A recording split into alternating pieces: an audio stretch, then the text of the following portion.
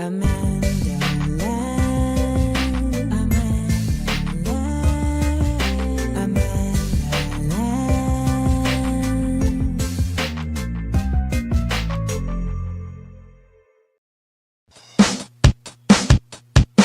I was a model, then an actress. Now I got the Topa Shank Show. Got the Topa Shank Show. Strong, black, beautiful woman. Topa Shank Show.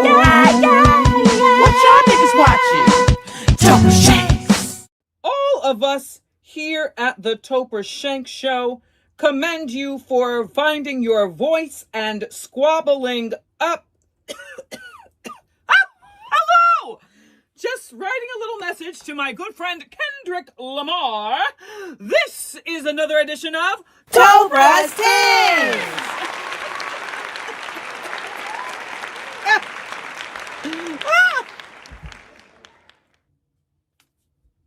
Amanda Seales has outdone herself. Once again, she is giving us creativity, intellectualism, combined synergy. And every month, she finds a new way to bring us in. I'm just here using my new Amanda Seales created Ancestor calling cards. You know, technology has struck the power of correspondence from us. Receiving the written word, it expresses effort. It expresses empowerment. It expresses literacy. And it says to someone, I want you to have this to keep, to hold on to reference, to put up in your bathroom in the morning so that you can greet the day. Put in your office so when that boss of yours comes through with their mediocre white man attitude, you can take one look at Harriet and say, oh, she's got my back. Now, what we have here is something that is super beautiful and unique. It says to us, our ancestors are on the main line. Whether it's Harriet on the jack, Frederick on the Conair phone in the kitchen with the cord longer than a Mega Man's lies, or Dr. MLK on the Bluetooth, chirp, chirp, you know we would have had one. These are times where joy must be mined from the mind. And so we must find inexpensive but effective ways to stay connected. You know, I remember one time when Harry Belafonte, he sent me the most beautiful correspondence. It was absolutely incredible. And in that letter, he radicalized me. You know, he said to me, Topra, it's no more just being a model. Topra, it's no more just being an actress. Topra, we've got to get active.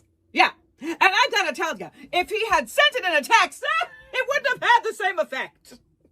Antandra, please send me Oprah's address. You know Lieutenant Nyota Uhura of the Starship Enterprise? Yeah, rest in peace to Nichelle Nichols. It was Dr. Martin Luther King Jr. who had sent her a letter after she did the first season of the show and said, we need you to stay. We need you to stay because we need to see black people everywhere. Not just in legislative positions, but in space. Not with Jeff Bezos, though. Antandra, please send me Gail's address. Do you know somebody that needs to stand up for themselves, that needs to find the voice in that chakra and let it out? Send them the Frederick Douglass calling card. Call at Frederick for the courage to loudly speak the truth. Do you have a comrade that's in struggle and strife, that needs an extra battery in the back to keep on going? Send them the Dr. Martin Luther King Jr. calling card. Tap in with Dr. MLK Jr. to fortify your perseverance through struggle.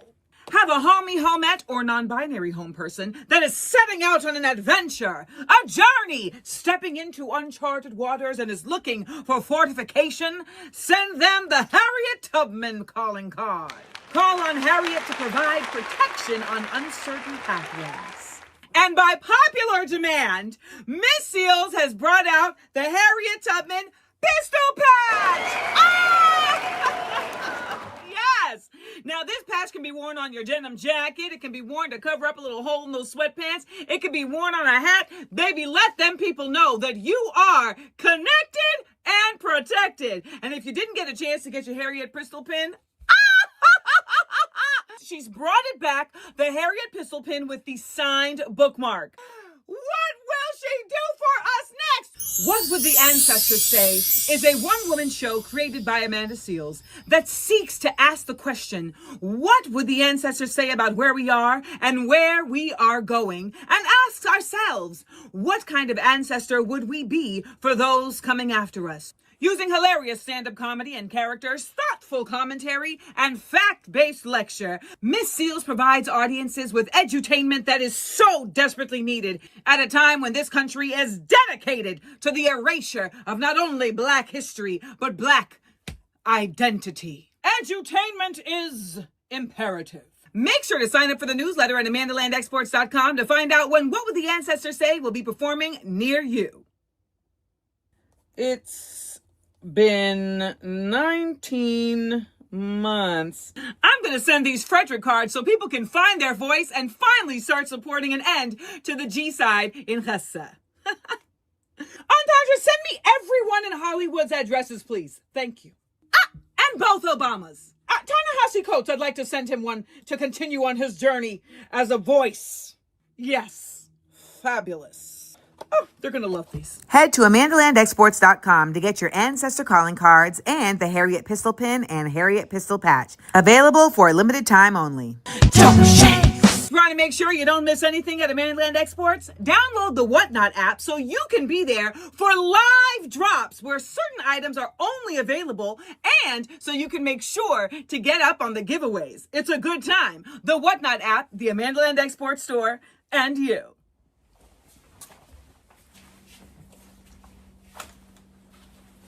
No, you go. No, you go. You say it. I don't want to say it. Excuse me, Miss Shanks? Yes? It's me, Antandra. And me, Antandra. We have some bad news. It seems that while you were shooting the promotion for Miss Seales, you were not looking directly at the camera. What? Well, unfortunately, I will not be able to redo it. I have puppy Pilates in approximately 20 minutes. In the meantime, I need you to fetch me some stamps with Black people on them. got it. We're on our way.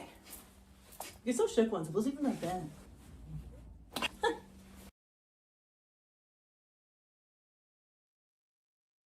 Good morning. How good. I'm so proud of that video. Adrian was like, if there's two of them, it would be a double entendre. And so I made a double entendre. I'm so proud of myself.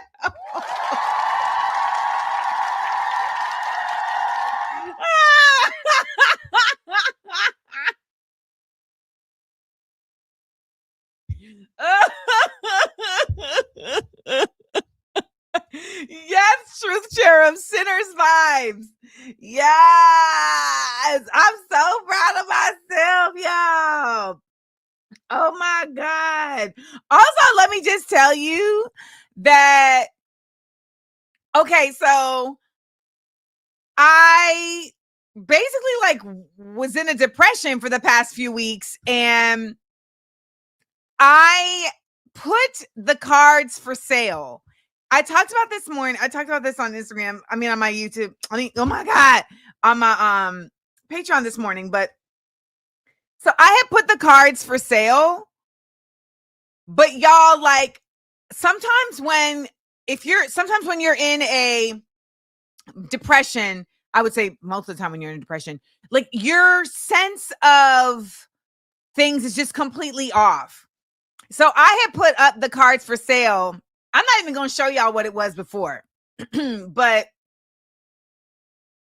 my perception of what is level and quality was very off. So now I have to extend the sale I have to extend it for another week because I really was like, ma'am, what kind of trash was that you had posted? Like, so anywho, we have corrected that and we have leveled up the presentation. So, yes, you can get your ancestor calling cards. See how this is classy?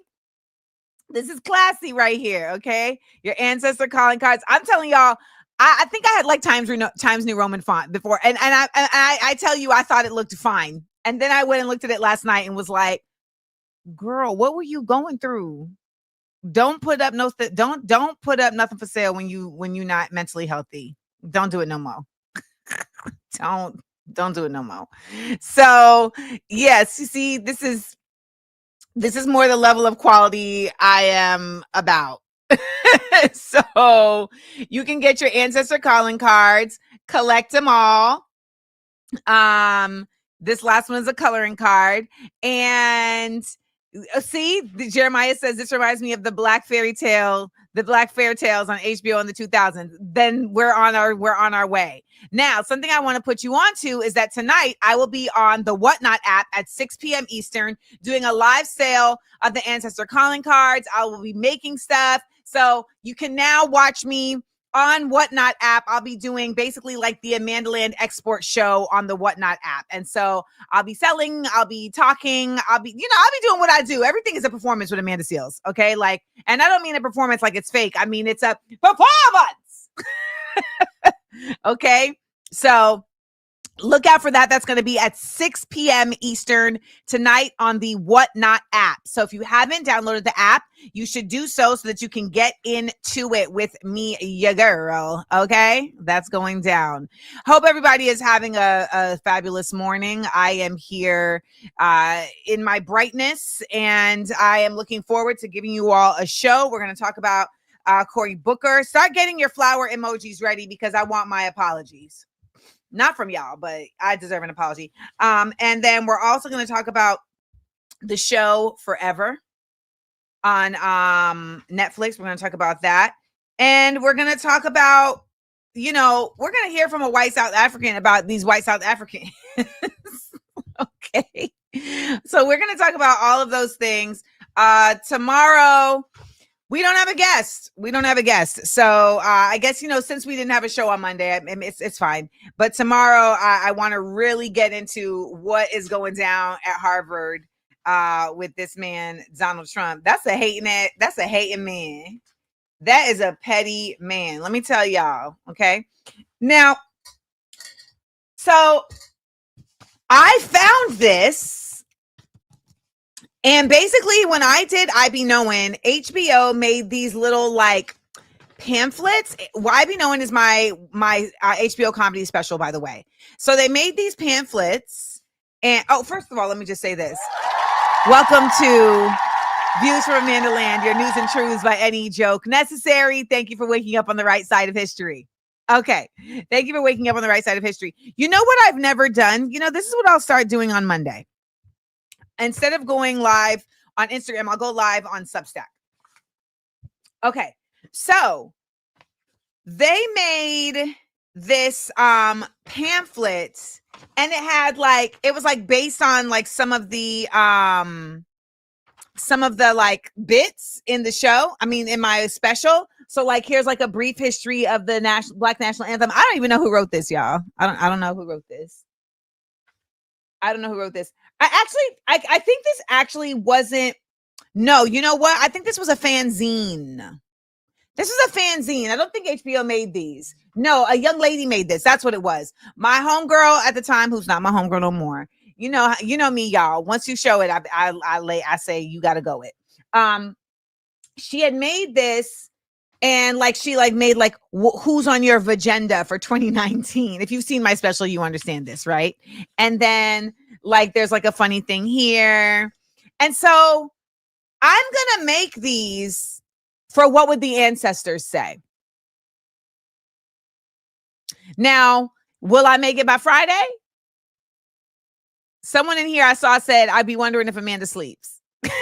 And what's crazy is that I really do sleep. Like I get a good night's sleep. I actually don't play about my sleep. And now that I'm not stressed about this book every freaking day, that book was an app running in the background, just draining my battery all the time. Okay. I mean, just all the time. And okay, so wait, this is what's funny. Someone's talking about my booty poking out. So when they had originally done the artwork for this, they had photoshopped my booty and made it bigger. And I was like, are y'all out of your damn minds? If I'm on a billboard with a booty that is not my booty, do you understand that that is something I can never live down? I will never live that down. Like, I will never live it down. Ever, ever. Give me my booty back. Give me my booty back. Thank you very much. Like, thank you very much. So, yeah, I don't know why people do the things they do, but this is my actual booty. My booty's actually bigger now. My booty's actually bigger now because I ate too much cheese and ice cream. And no matter how much taekwondo I do, no matter how many squat jumps I do, this doesn't go anywhere, which is bonkers because during the pandemic, when I was vegan, I was giving old white woman body. And I don't want anybody to be offended by that. It's just what it is. Like my booty was like, it was like that. It was just kind of present. But it was just kind of just laying there. And now we have Jans21 saying that squat jumps actually increase your booty. Well, here's the thing though. It's like, I think that there's a fat content that I need to like get rid of, but y'all, I'm not bullshit. When I was vegan, I did not. And my ex would be like, you have a model body. And I was like, no, I don't know what this is. I feel lithe, but in a way that doesn't feel right for me. And Antandra gets what I'm saying, right? It's just, no, it's not pancake, but it's just a butt that's been through life and is now in retirement. Oh, wow, Ricky, I'm very sorry to hear that. Y'all send some love to Ricky. Ricky's mom passed away yesterday. Let's take a moment for Ricky's mom.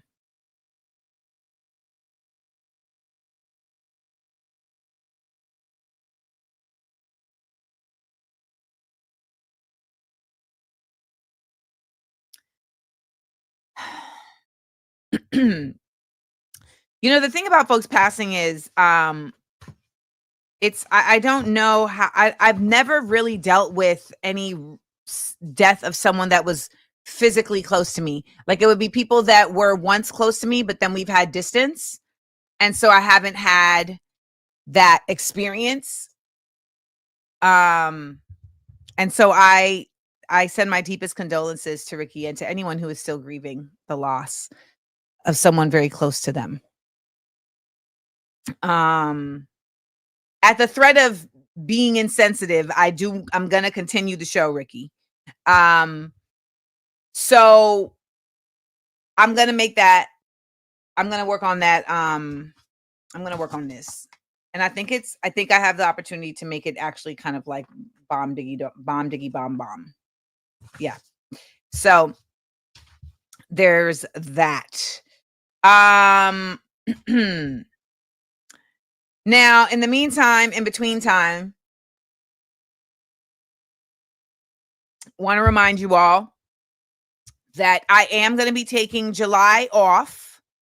However, if you are here in New York, you can attend Smart, Funny, and Black at the movies. This is a comedy as commentary series that I'm doing where we do a talk back. We watch a film together and then we do a talk back. So we're going to be at Nighthawk Cinema. We'll be watching my favorite movie of all time, Coming to America. That is going down. Okay. That's going down on Thursday, July 17th. So hopefully you all will come out and check that out. All right. I think it is time that we get into the show because we have some stuff to cover, and we didn't do this yesterday. Hey, we gonna lift Ricky up. We gonna lift Ricky up. Hey, AmandaLanders here to learn. Drop in and tell me where you're watching from. Let's get it, let's get it. Let's get it, let's get it. Shooby dooby dooby doo. AmandaLanders here to learn. Drop in and tell me where you're watching from. Cassie Carnahan says she hasn't seen Coming to America since childhood. I have literally seen it every year of my life since childhood, at least once. Okay. Charlotte, North Carolina, South Carolina, Boise, Idaho, South Jersey, Upper West Side, NYC, Compton, CPT, Lagos, Nigeria, Wasau, Wisconsin, Flatbush, Brooklyn, boop. All right, now we got Toronto, Canada, Czech Republic till she graduates, but we still there for now, so we gonna let it rock. We got down Florida, we got North Jersey, Columbus, OHIO loves Ricky. We got San Diego, the Yakima Valley, Washington, Austin, Texas, South LA, aloha from the Bay, London Crew is always in the class, Orange, New Jersey, Jacksonville, Florida, Duval, Watley, Alabama, St. Petersburg, Florida. Do we have Mexico in the building? I've got a Mexico question later. Western Catskill Mountains in New York. We got Toledo, Ohio. We got St. Thomas, U.S. Virgin Islands.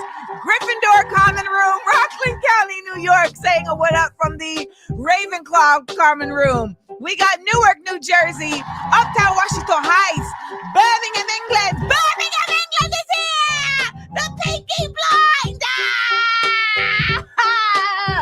Hey, AmandaLanders here to learn. Thank you for telling me where you're watching from. Y'all, Cynthia is hiding in a conference room. Shh, don't tell nobody. We got Birmingham. We got Birmingham in the building. Buffalo, West London, UK. We are international. Beaufort, South Carolina. Santiago. I love it. I love it. I love it. Don't you? I love it. I don't know about y'all, but I feel like after I come out of a depression, I'm low-key manic because it's like I had no energy and then all of a sudden I have like energy, clarity, hope. Like all these things. Alan is watching from Charles de Gaulle Airport in Paris. You know, like, and the sun is out, and it definitely said that the sun was not going to be out today. So I feel like I gotta make it out there before the sun goes away. It definitely was like, the sun is not going to be out today, girl. The sun's not going to be out today. So Hamid is multitasking on another level. He is absolutely cutting his lawn while listening. Shout to Reston, Virginia. Sandra is over there. Yes, Jeremiah, it's Energy by Carrie Hilson. Energy. Carrie Hilson is very pro-Palestine. Let me also put that out there. Carrie Hilson. Is it Carrie Hilson? No. You know who I'm thinking of? If I just died in your arms tonight, don't want nobody bring me back to life. I just died in your arms tonight. Hey, what's her name? I just A-Marie. Yes, A-Marie does not play about Palestine. She does not. It's a new moon in Gemini. What that mean? Tell me what that means. I need to be having Laura Chung come on here every time there's a new moon so she can tell us what it means. I'm gonna call Laura Chung today and ask her if she'll come on tomorrow and tell us what the new moon means. Can you tell us what the new moon in this means? That fights. Venus is no longer in micro braid. Venus is no longer in micro braids. Oh my God. Yes, Hema. It is like a burst of energy coming out of the fog.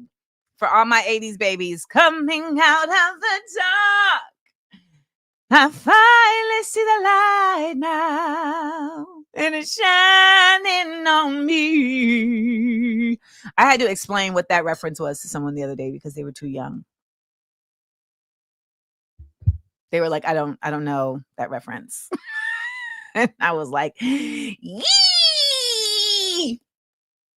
Can I really quickly tell y'all why I'm considered difficult? So I did a shoot last week. Okay. I did a shoot last week. Gloria Estefan is a Zio? That doesn't even make sense. Come on. What reason would she have to be Zionist? She's Cuban. Oh my God. Gross. Is that a thing, being Cuban and Zionist? I didn't know that was a connect. Oh my God, go back into the dark until you see the light now. And stop Zionisting.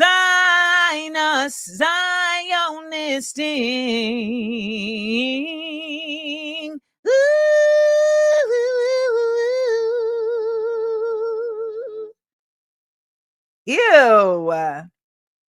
Exactly. How are we gonna do that to conga? That was my floor music second year.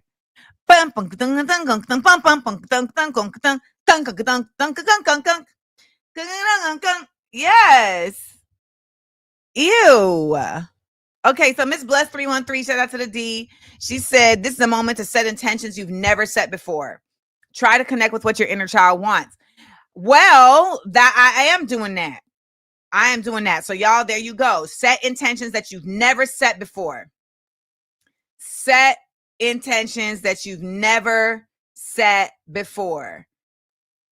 Did you see that Khalees is selling President Ibrahim Traore shirts in support of him and the new organization Feed the People from her new base in Kenya? I did not. What Khalees doing? Khalees got in trouble when she had done showing Israel last year. A few years ago, she was showing Israel. People came for her god dang neck. Khalees is somebody who's forever fine. You know what I'm saying? You just gonna be fine your whole life. Khalees is forever fine. My nose ring is acting up today. I wonder if her number's the same. I would love to do Black Around the World with Khalees in Kenya. So y'all, if you follow Khalees, tell her Amanda Seals want to do Black Around the World with Khalees in Kenya. Hit her up. I'll hit her too, but sometimes people just don't, see the messages and don't respond, but I'm gonna hit her up. So no, for real, Miss Bless, I'm gonna get Laura trying to come on here. Brandon said, I bet she had the same number. Let's see if Khalees had the same number. Let's text her. Okay.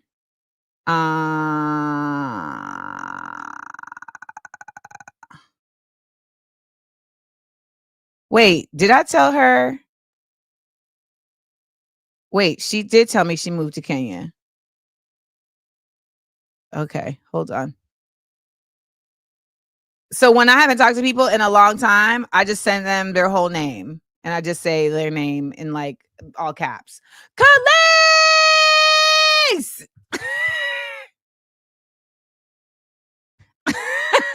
That's how I reach out to them. I just say their name in all caps. Khalees!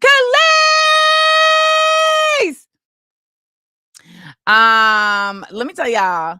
So I did this cooking show that Khalees hosted for Netflix, and I had never gotten to meet her for real. However, when she was with Nasir Jones, she had removed my name from a guest list because she heard, I guess, that that Nas was hollering at me. Now I have no interest to keep it a buck. What really happened was he had done a blurb for the back of my poetry book. I actually talked about this on Substack yesterday. So he had done a blurb for the back of the poetry book, and we had he was up at Sirius, and I actually had the book, and I was like, oh, look, your blurb is on the back of the book. And he was like, let's go eat and celebrate. So we went next door to this Indian restaurant. And while we were sitting there, he was like, I have a proposition for you. And I was like, what's the proposition? He was like, I'd like you to be my mistress. And I was like, that'll make no sense. Why would you get a mistress that looked just like your actual lady? You already have a light-skinned, big-haired, loudmouth woman. Why would you want another light-skinned, big-haired, loudmouth woman? That don't make no sense. If you're going to get a mistress, diversify. Why? I was like, that's That's nonsensical. You know what's trippy though is that that type of exchange in the hip hop times, like I still finished the meal. In this time, in this era, I would have got up and bounced. In hip hop times, baby, that is regular. That's why I had said years ago on Breakfast Club, if the Me Too movement made its way to hip hop, it would explode the whole thing. And that's what we're seeing with Diddy. But yes, we were sitting there. And it was an Indian restaurant that I always went to. And so one of the servers there, he was the homie. And he did not like Nas. I feel like he could just tell that he was like coming at me sideways, and he was like, "Hello, Miss, how are you? What do you want?" He was giving him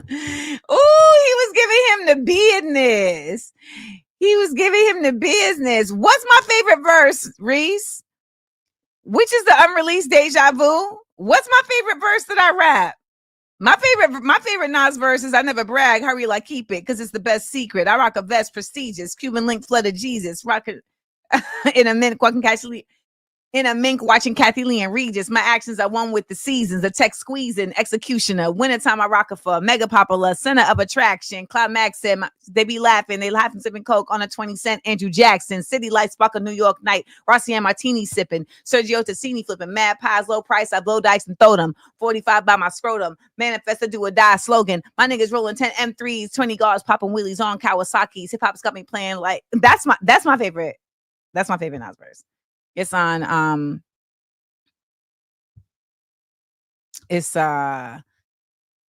I can't think today, sorry. Strange I was like a drum roll, blanking out, never miscount the shot my gun hold. I don't stunt, I regulate, heady inspect, I separate, crotch and crab niggas marinate. I'm all about text and good jokes and sex, Israelite books, holding government names from Ness MCs is calling out every hole in the slum. You'll be high like blood money. Come. I made it like that. I bought it like that. I'm living like that. Yes, it's off. It was written, taken in blood. That's my favorite Nas verse. And then my second favorite Nas verse is off of Verbal Intercourse, which is a record on Only Built for Cuban Links. Through the lights, cameras, and action, glamour, glitters, and gold, I unfold the scroll, plant seeds, to stampede the globe when I'm deceased. But in the beast that rise like geese, I conquer peace, leaving savages to roam in the streets, live on the run. Police paying me to give him my gun, trick my wisdom with the system that imprisoned my son. I smoke a gold leaf, I hold heat nonchalantly. I'm raunchy, but things I do is real. It never haunts me. Wow, funny style is rolling the pile, rooster heads profile on a bus to rock is out, holding weed. They with their mind on their pretty things in life. Prop is a true thug's life. It's like a cycle. Niggas come home, so go in, do a bullet, come back and do the same shit again from the womb to the tomb. Presume the unpredictable. Gun salute life rapidly. That's the ritual. Woo!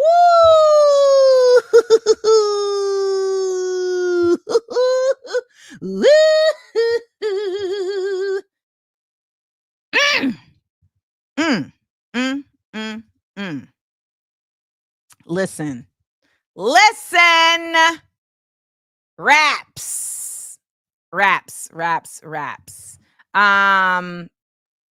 So yeah. So anyways, I don't know how did we get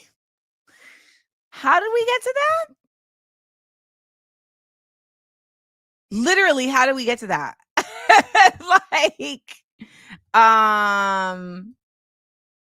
Yeah, I don't remember. But because we're talking about Khalees. So I go to the show and I meet Khalees. I'm there with Boldy James, who I was dating at the time and who was signed by Nas. So we're both sitting there and she comes down the table to greet each of us. And I was like, okay, so I don't know if you remember this, but there was like a one-sided beef that we had because you was not having it with me coming to a birthday party for Nas because you thought that I was trying to holler at Nas. And you know what it is? Let me tell you, what a lot of dudes do is that they try to holler at you and then you say, hold on, girl. I know. You're right. No way is the correct answer. You're right. Terrible, terrible person.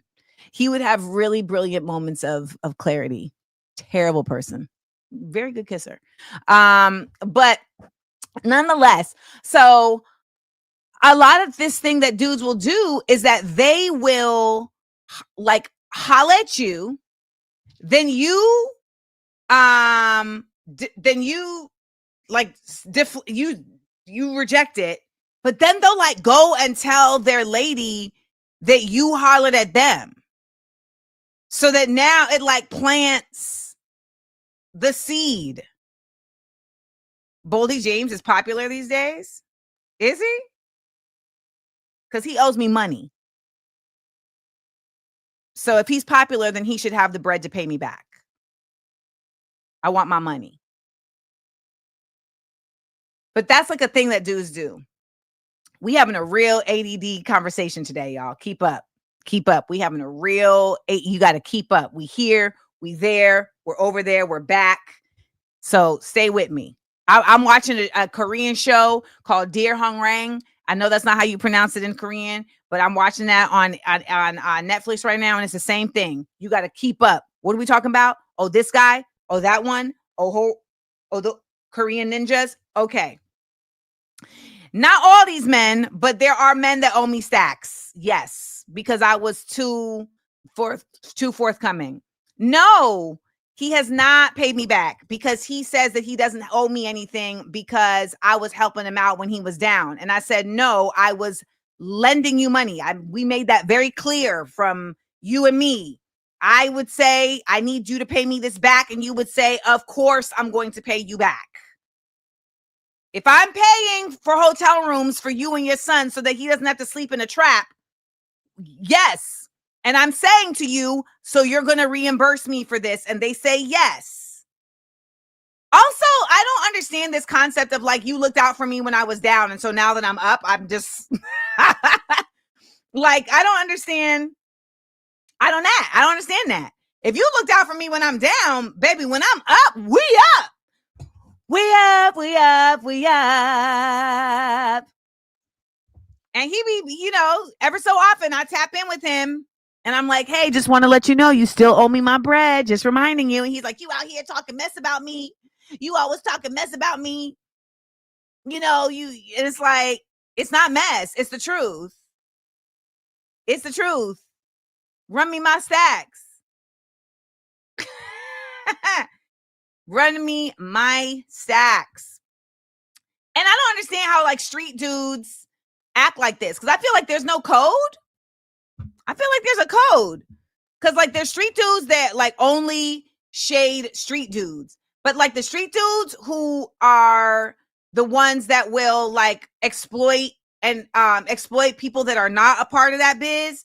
I feel like that's a whole other thing. That's not really no street. That don't feel like street. That's just like evil. You feel me? That's just like evil. Like there's cats that is involved in the mess, and now they only rock with the mess.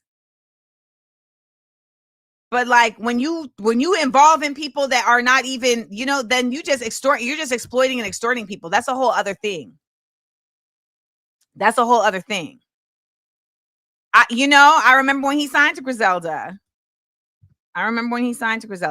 I just think at the end of the day, y'all, what you put out there, you will get back. No, obviously they didn't. Why do y'all say stuff like this? I don't have a coven. I didn't have a coven. I've been figuring this out my whole time by myself. So no coven. There was no witches around me to tell me not to give a man money. What I did have was codependent relationships that made me feel like the only way that I was valuable to somebody was if I was supporting them emotionally, financially, and physically, which is what most women, I would say, would admit to at some point in their life. I think a lot of us can really relate to that. But when you put comments like that, I want you to know that it's triggering and that it's very, it has a judgmentalness about it that is not, it actually is the opposite of sisterhood. It's actually the opposite of covenship, because what it does is it throws shade and it's victim blaming. So teach people, teach them. Okay. but that wasn't helpful. So I want you to know that, love. That's not a helpful way to bring people in. But I think it's really a reality that then you can, if you're fortunate, you can get up out of that feeling and you can find your own path and find your own way forward. And so I'm sitting there and I tell Khalees about the past and she was like, oh, child. She was like, I apologize. That was a time. And then Khalees, then she goes to next to Boldy, and Boldy's like, yeah, I'm signed to Nas. She was like, God dang! Come on! So shout out to Khalees, man. Shout out to Khalees. So we got cool after that. We haven't seen each other or talked in a while, but the last text that she sent me, I just saw was really dope. And I don't know what I was doing that I didn't respond, but life was lifing, I'm sure. So we are hold on. We are about to do some stuff on the show, but I just had an not an epiphany, but I just remembered something. So I need to do it while I remember. Shoo-be-doo-be-bop-bop-be-dee-bop. So let's get into our word of the day. How about that? Let's get into our word of the day. Hold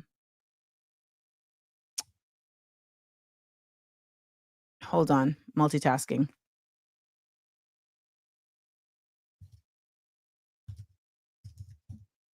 Okay. Y'all ready?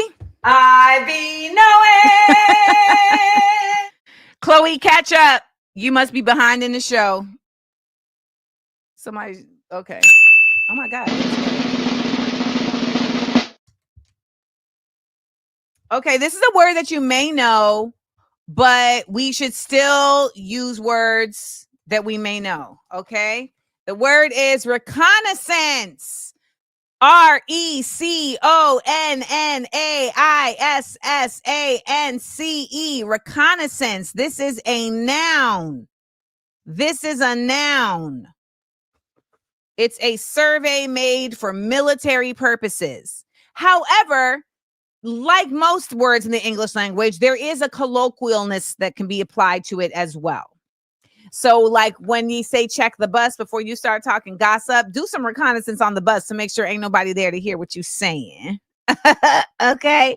Nia said that this word has many roots. Well, I would love for you to give us a little taste about the roots of the word reconnaissance.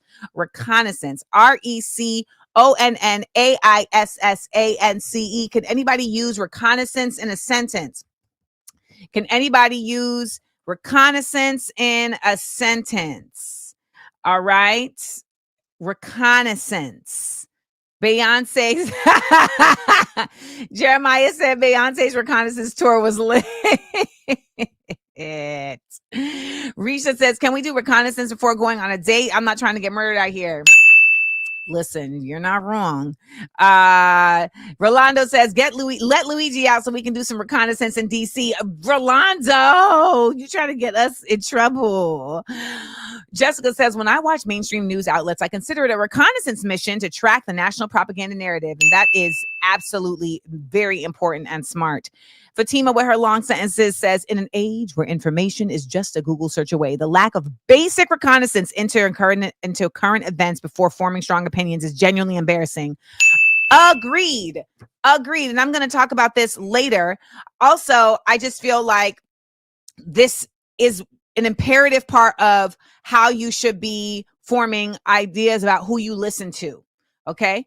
Faria says, when I come across some crazy info online, I got to do some reconnaissance. Big Spazula, my favorite rapper is Reconnaissance, but now he just goes by Common. Is that true? His original name was Reconnaissance? No. No, I know his first album is Resurrection. Okay, so Surge Sound says I had to do reconnaissance on the cyber target before launching a red team action. That sounds like op language. Okay. CEO Voice of Dissent, power to the people, says you got to handle reconnaissance before buying new products. Can't be out here supporting the nonsense. Oh, I get it. Comment says, okay. I missed the joke. That was my fault, y'all. My fault. Miss Latia is just putting a whole other word. When I got locked up, I got out on my own recognizance. So we're basically over here rapping now. I know I was rapping earlier, but there's that. All right. Reconnaissance. You know, like my security brother Amir, whenever I go somewhere, he always goes there first so he can do reconnaissance and making sure that, you know, everything is copacetic and all good in the hood and whatnot. Now, let's get the show going and let's get into our Blackurate news. How about it? Blackurate news. Politics. Blackurate news. Pop culture. Blackurate news. Sports. Blackurate news. Justice.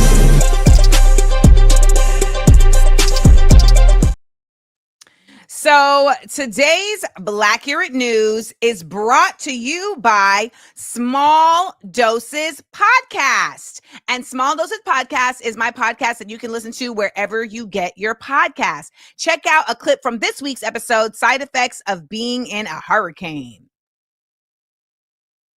Hey, we waited for the hurricane. I can tell you that it's a very similar feeling to waiting for a nigga to call, which if you know that feeling, it sucks. Waiting for a nigga to call is the worst feeling, which is why I've decided in my adultness that I am not going to live that existence anymore. I'm not going to wait for a nigga to call no more. If a nigga tell me he going to call me and he don't call me in like a specific time frame, we're done. Don't have me wait for you to call. It's a source of anxiety that I refuse. And I wonder if it has something to do with my father, but I'm just like, I don't feel like I was ever waiting for my father to call. I knew that nigga wasn't going to call. So I'm not sure, but I will tell you what I am sure of is that waiting for a hurricane, same feeling. You like, what's going to happen? Is it going to happen? Is it going to happen? What's going to happen? Is it going to happen? If it doesn't happen, what's going to happen? But you know that it is going to happen.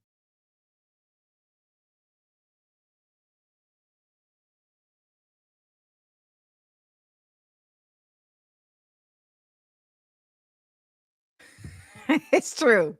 It's true. You know that it is going to happen. All right. So we are going to talk about the fact that one, I am owed an apology. Amanda, why are you owed an apology?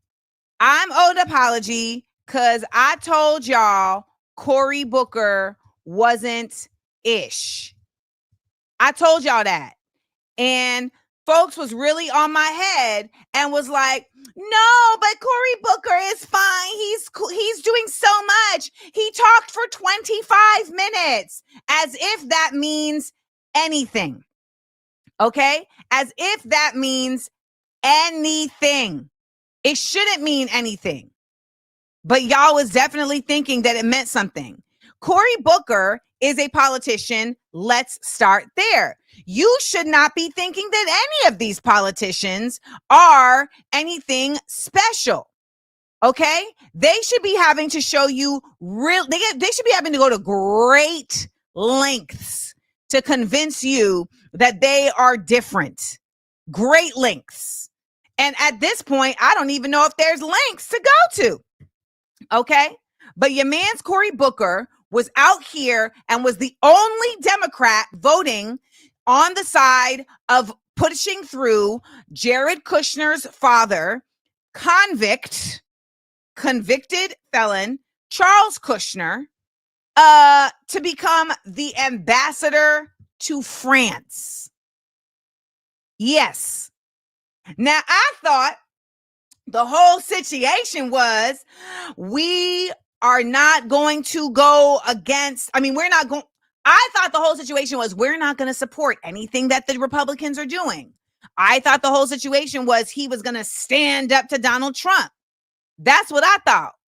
But then he came out here, and by the way, he been voting on things that are in support of Donald Trump. But this one is the one that made y'all go like this, okay? Y'all who was like, oh my gosh, we like Cory Booker. Hold up. Now what's he doing? That's not it. And now you look like this.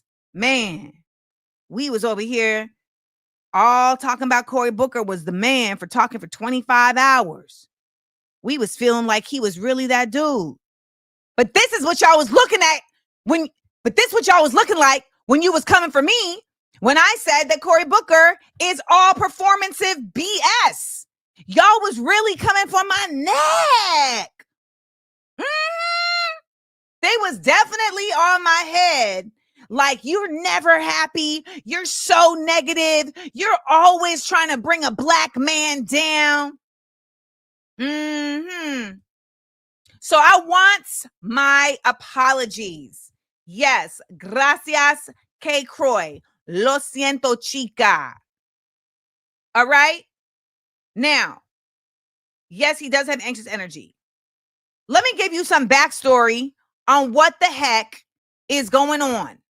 Okay? So this is all about this Charles Kushner man. Okay? Now, Charles Kushner is now the U.S. ambassador to France. He was convicted in 2005 for tax evasion, illegal campaign donations to the Democratic Party, and witness tampering. He even went so far as to retaliate against his own sister, who was a cooperating witness against him. The way that he tried to retaliate against his sister, this is some straight Tom Cruise in the Firm type BS. He paid a sex worker to seduce her husband and film it. Did y'all ever see that John Grisham movie or read the book? Yes, for blackmail material. Also, like, how weak is your husband? This man was sentenced to 2 years in jail. And he was pardoned by President Trump at the end of 2020. So he's not an ex-con. He's a current con. Okay? He's a current con. And this is the same man who is Jared Kushner, a.k.a. Donald Trump's son-in-law's father. Again, wanna it. Cory Booker is the only Democrat that voted to approve him for his ambassadorship. Now, you might be saying, well, Amanda, maybe he was under pressure. You know, folks like to come up with all types of reasons for why people do things that are obviously ridiculous. Y'all, this man, Charles Kushner, and Cory Booker go way back. He helped fund Cory Booker's first failed mayoral campaign in 2002. When he was convicted in 2005, Cory Booker went on record to defend him, saying, "Charlie has helped fuel my hope, as well as made me believe that even in the questionable world of New Jersey politics, there are still spirits who don't simply act in their self-interest." That is what he wrote as one of the references before Charles Kushner's sentencing. Now, it's also important to note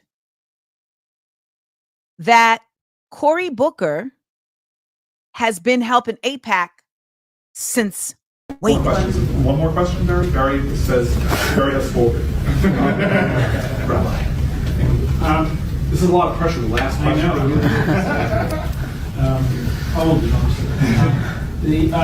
You spoke a lot about hope, and obviously you are someone who is very pro-Israel.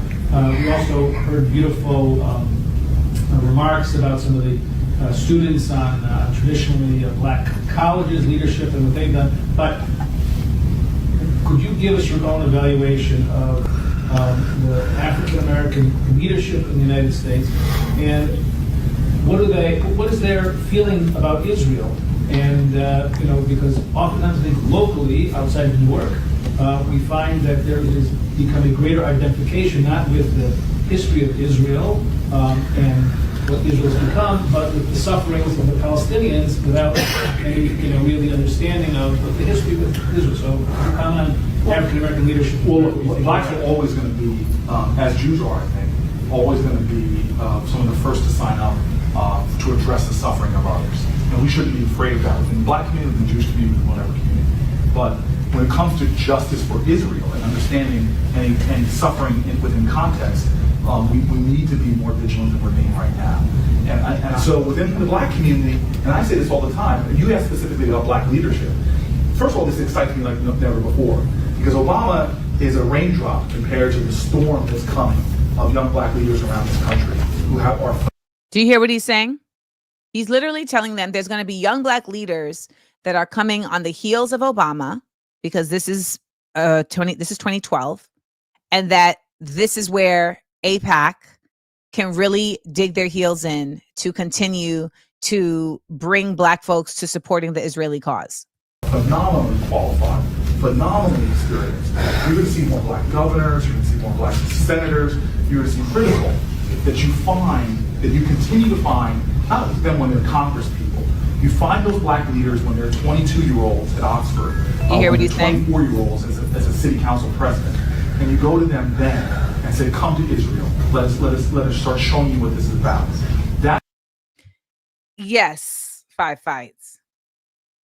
Now, this is why when I say that if you are a black person speaking about politics and you are not educating yourself, immersing yourself, and really allowing yourself to be an advocate against Israel, then you are not really discussing politics. And you definitely aren't discussing politics as it relates to black elevation. You might be discussing politics as it relates to Democrat elevation, which ultimately is just corporate elevation. But if you are really for the advancement of black people in this country, you cannot simultaneously be for the advancement of the Israel agenda, period. It is apartheid based. It has supported apartheid against black people across the world. And I'm not sure if you all want to know this or admit this, but there was an apartheid here in the United States. Jim Crow is apartheid.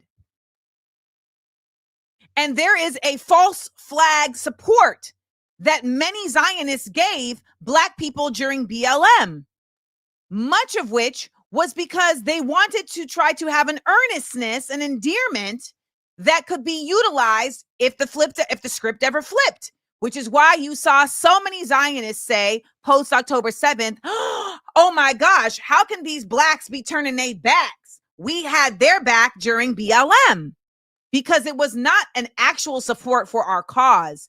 It was an attempt at a quid pro quo connection. It was transactional. And when I see black folks who have taken on the mantle of speaking about politics, saying that they are surprised or that they're disappointed in Cory Booker, I'm confused, because Cory Booker's record of being in support of these people is very public. And there is simply no way that you can disassociate a politician's support of Israel from their lack of support of black people. If you are doing so, it is cognitive dissonance.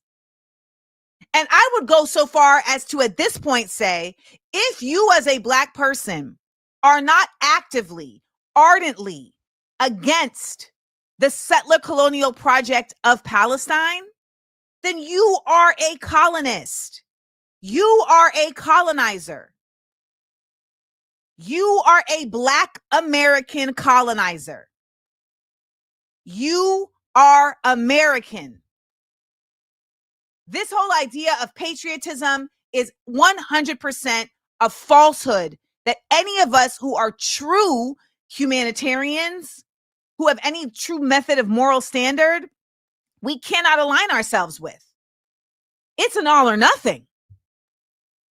And I'm seeing all these Black folks all over this internet who people listen to, who have, thoughtful analysis, but who fail to ground their analysis in a true examination of the way Israeli infiltration into the United States politics has completely made an affront on our government that continues to not be addressed. Cory Booker been on some BS. When I said he was on some BS before, it was already because I know that he supports Zionism. I don't care how many hours you talk against Donald Trump. Your morals and your values are already loud. They've already been spoken for, and they've already been supported by your actions. So y'all need to be mindful about who you listen to and where are they getting their information from and why are they behind certain people? Is it just because of what they're saying now? Is it because of what they're saying out loud? Who are they connected to? People can say whatever they want about me, but baby, you can go do your searches. You ain't gonna find me connected to nobody sideways. Nope. People were like, why did you need to publicly distance yourself from Tiffany Haddish? Because I don't want nobody to think that I am friends with people who act like that and who think like that. I don't want it. I had just been on Jeopardy referring to her as my friend. So I need to publicly state this is not my friend. When we're talking about Black politicians at this point, we're talking about politicians who are Black. And if we don't start actually doing incredibly meticulous critical analysis of these folks instead of doing this, we need to, as a community, wash over them, we are going to continue to be further pulled into the Black American project of settler colonialism. Our brains have been a settler colonial project, Black people. And for those of you who say things like, they've got something on Cory Booker, why do they have to have something on him? Why? Why can't he just be a greedy glutton? What is it about him that makes you think that he is incapable of that? Is it because he's Black? No, that's just not enough. So I encourage and I challenge all of you to challenge yourself, to look at history. Even before capitalism, money and power have shaped the cells of our humanity into misshapen representations of indignity for centuries. For centuries. It is a miswiring in our human creation. And there have been species on this planet who have evolved out of this, the bonobo. When are we going to do that? The only thing that we are going to do to be able to, the only thing we can do to be able to do that is to hold each other accountable. Dr. Treasure said, yes, they got something on Snoop too, right? Like, why? You know what they got on them? A check. A check. And yes, Auntie Maxine is another one. Why are you still in there? All of y'all, why are you still there? Because you think that because you're there, you're representing, get another younger Black person and support them.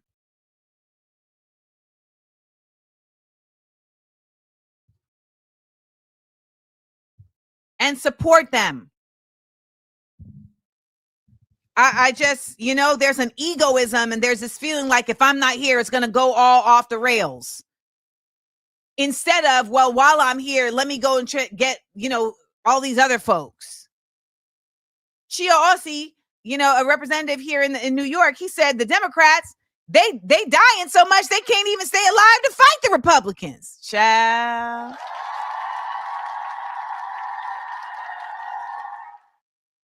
He's going to come on the show, by the way. He's going to come on the show. So I say all of that to say Cory Booker isn't, wasn't, and is not gonna be ish. And I want my apology for telling y'all that and for standing on it. And I'm not going to shade you for apologizing. I'm going to welcome you in. I'm going to embrace you.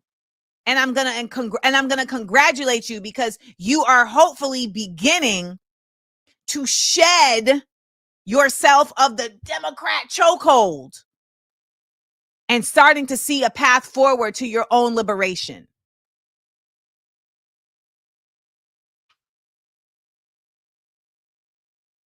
AmandaLand. 60-second headline. And I run down some news right quick. Run it down, mama. Put us on.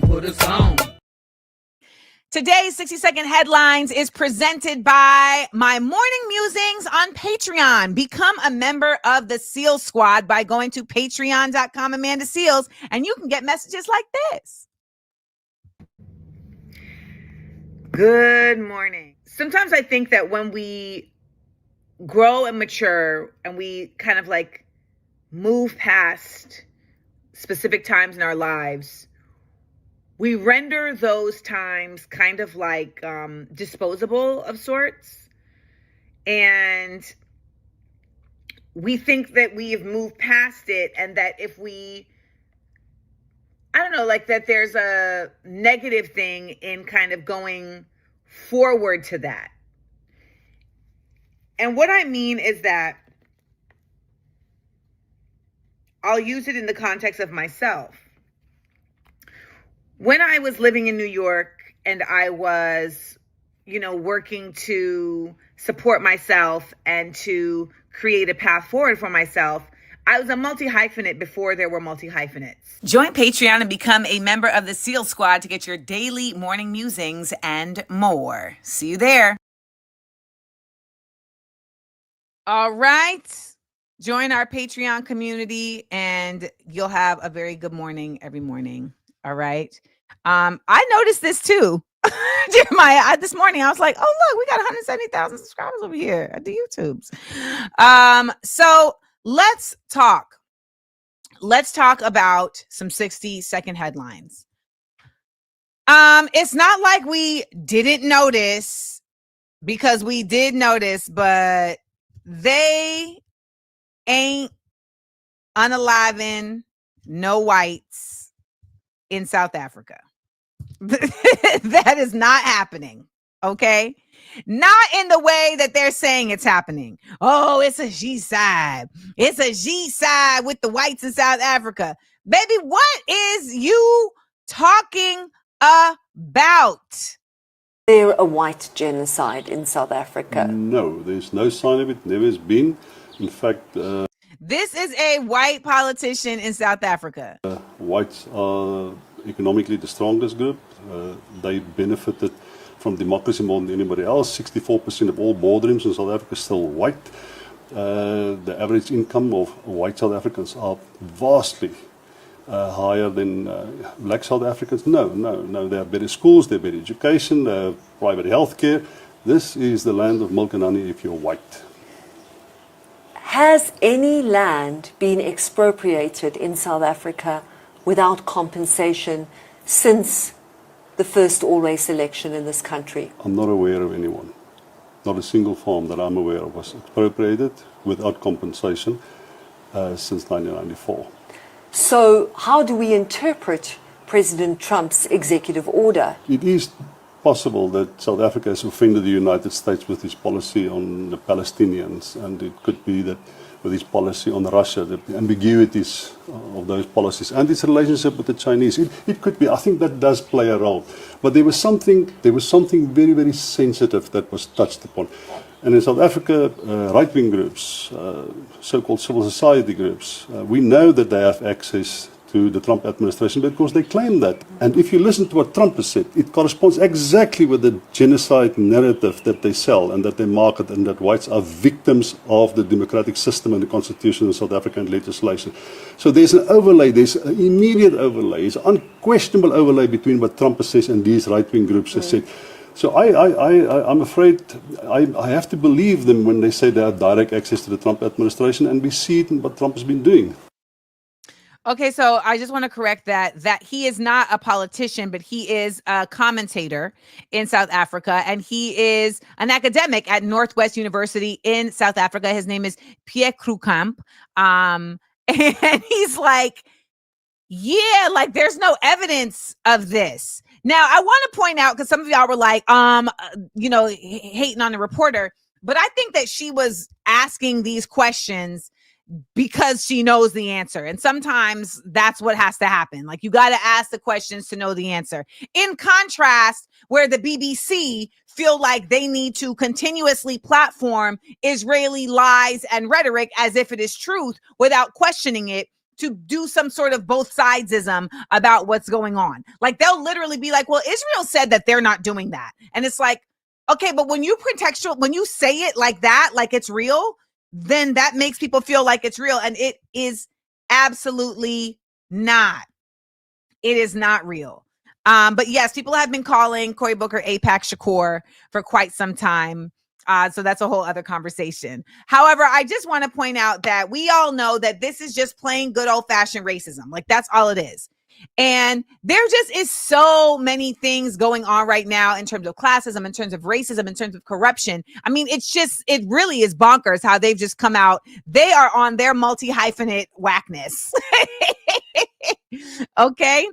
And I'm glad. So apparently Julius Malema from SA took the president of South Africa to task for not standing up for Trump. But I'm glad. I need to find that video, because the South African president even showing up, it's like, you don't need to come here.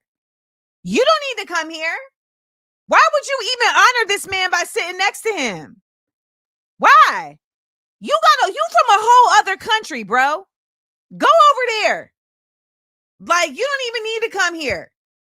And then this man gonna sit here and show you a picture that you know is not real. And instead of you saying, now you know that ain't real, you just did this with the M13 picture of Abrego Garcia. Why would you then sit here and even allow this man to lie to you with a picture of a protest? Like, these were markers that were done as some sort of symbol. It's just like, why do y'all keep showing up for this party of patronizing? Stay home. Yeah, like Kamala said, do not come. Do not come. I was like, what do we... Brother, why would you come here and sit here with this man? The same way that I said, Ice Cube, why would you go and sit with that man? It's like y'all are thinking that these people are gonna show you some different kind of respect. It's like y'all who go and date dudes that you know is trash, but like, oh, it's gonna be different with me. It's gonna be different from me. It don't make sense to me. And the SA president's like, Mr. Trump, where is this location? He's like, I don't know, South Africa. I don't know. I mean, what? Stay home or do it on Zoom so that you can be like, you feel me? They don't need trade deals with America. That's the whole thing. They don't need trade deals with America. They're literally in BRICS. They're the S in BRICS. B for Brazil. R for Russia. I for India. C for China. S for South Africa. They don't need the United States. They don't. No, there's something else going on. And I'll bet you what it has to do with is the fact that 80% of South Africans that own land and have power are white people. All of these boards and trustees in South Africa are still white people. You think their corruption of their government is different than ours? No. So I'm not surprised. I'm just saying, if you was really bad about it, ratty, you'd be like, man, get out of here, yo. I'm not going over there for that man to play me. You know how wild that is? I told y'all one time I was in a fight. One time I was in a fight, and they had said come outside, and I didn't know that come outside meant that they wanted to fight me. And so I went outside like, hey, guys. I had no idea that come outside meant they all want to fight me. I feel like y'all are showing up to the Trump White House, which is the whitewash house, like you didn't know that they was trying to fight you. He's not good at charming people. What are you talking about? No, he's not. Donald Trump ain't good at charming nobody. Literally, this man is over here talking about, you know, we're going to bring democracy to the world by the barrel of a gun.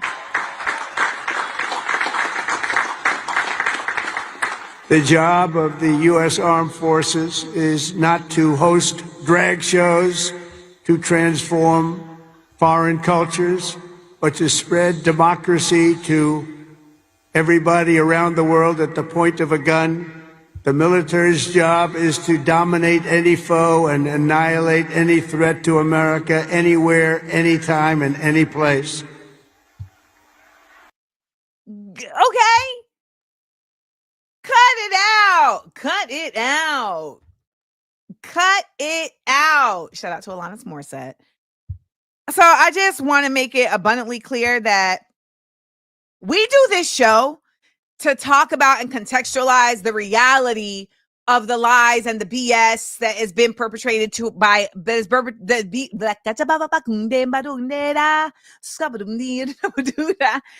is being perpetrated by the mainstream media. That's what we end up doing here on this show. We have to talk about these things in the real time, in the real reality of what they are. And Donald Trump is not charming. There is nothing charming about he looks like a piece of pizza with the cheese off it. That's what he looks like. Picture it. See it. Yes. He doesn't have a way with words. What are y'all saying?